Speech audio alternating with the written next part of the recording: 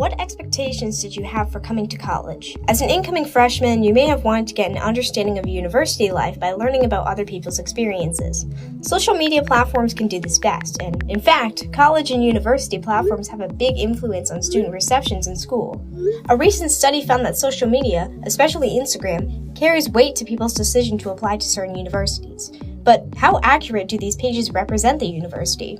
On the official UConn Instagram account, you'll find various photos of the basketball team, sunsets and landscape shots, and images of our mascot, Jonathan. But do these posts truly reflect UConn as a whole? What if it was student-run? Let's consider another account owned by students called UConn Yaks. The account compiles various comments made by students which are found in an anonymous browser called Yak.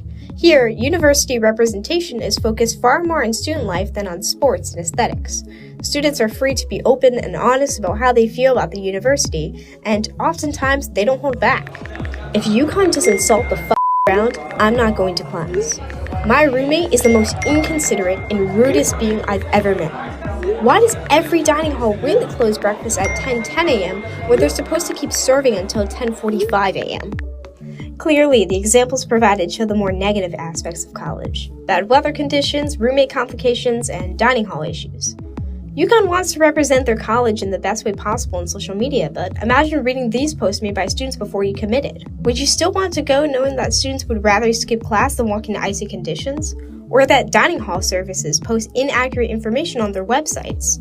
I've invited a colleague of mine to discuss this vital question. Is UConn's representation of the university skewing students' perception of the college experience?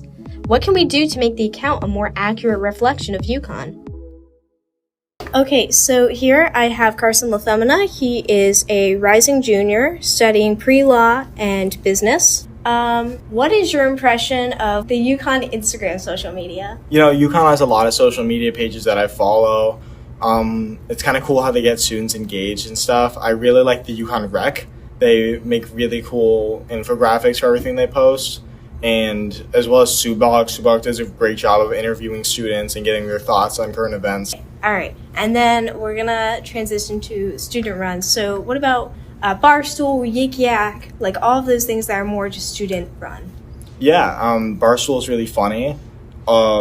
They post a lot of funny memes when big events happen on campus, especially around the championship game. Mm-hmm. And then Yik Yak is cool. I think it definitely has its moments of being funny, and I check it now and then. It's a great place to go if you're trying to get an idea of what people are talking about. Right.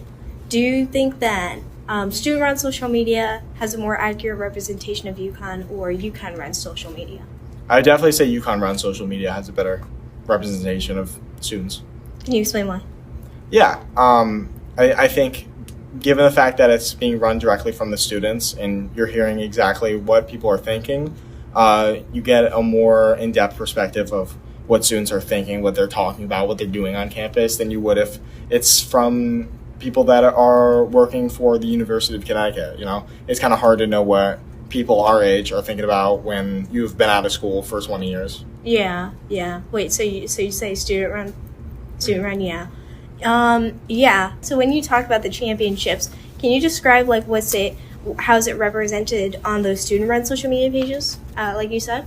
Yeah, UConn Barstool posts a lot of the championship, both the celebrations and the things that happen after, people rioting, people destroying things. Mm-hmm. And then Yik Yak, Yik Yak was very involved in just watching the games themselves, kind of counting down the minutes as the game went on, talking about student issues like people not being allowed into Gamble despite the fact that they had tickets. Mm-hmm. Anything related to the game that was kind of discussed as it related to students themselves.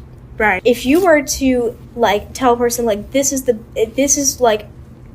kind of like what you might see on campus, which social media would you prefer using? I think in terms of what best helps people understand what's going on campus, I would say Yik Yak or Snapchat stories is the best way to get in touch with what people are talking about. And then what are maybe some drawbacks of that? A lot of people will just complain about nothing on both of those platforms. Yeah. UConn Snapchat has a lot of resellers for tickets, even if it's a meaningless ticket. It can be the smallest thing. It'd be welcoming the the athletes back, they'll still try to sell a ticket that they got for free. So that's a drawback. And then Yik Yak, a lot of people just post the same things. It's a lot of complaining, a lot of, negativity. So I think those are some drawbacks. When representing a university, social media should not simply glamorize the most exciting aspects, such as sports or events. UConn's Instagram would benefit from portraying student life accurately, studying in the beautiful study rooms UConn has to offer, dining in the 5-star ranked Whitney Dining Hall. Showing college life from students' lives doesn't have to be negative like the comments you heard from Yik Yak. It just has to be realistic. Perhaps then, incoming students would have a better understanding of what they can expect from attending the university.